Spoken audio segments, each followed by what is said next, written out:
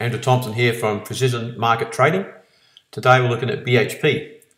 As we'll all be aware, the iron ore price has been pretty well flogged mercilessly for the last 2 to 3 years, down from a high of $180 odd to the low 40s, so a big decline in anyone's language. Last week we looked at FMG, we thought there was good reasons for a low there, and it's doing well since. So today BHP is our target. This chart goes back over 3 years. We always like to look at the long term and then bring it into the short term. And we also know that I like long-term price working out with long-term time. So we go back to the low in mid-2012 to the recent low, the major high low at the moment, and it's 1111 days low to low. And then we've got a double top up here. Now, you've seen all my other videos and you know how strongly I rate double tops and double bottoms, and more importantly the midpoint in between.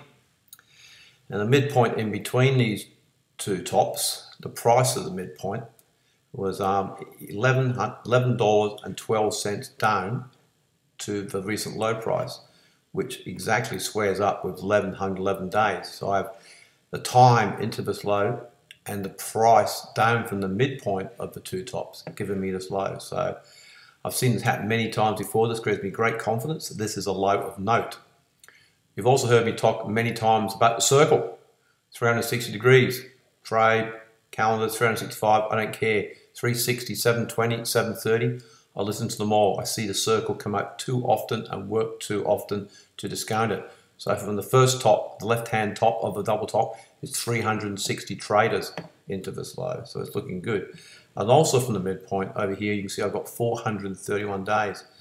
432 is 3 times 144, and I've mentioned many times how the Australian market in particular vibrates strongly to 144, and the resources in particular. So this is 431 days. We've got time over here of 431 traders from a minor top. I've quite a bit of other time and price coming up in this low, but I thought I'd try and keep the chart as simple as possible. But for me, BHP's made a low. We had a strong rise in the iron ore price over the weekend, so I expected to gap up, so I wouldn't go chasing it. But as you can see, this stock can gap up and keep going. It doesn't stop.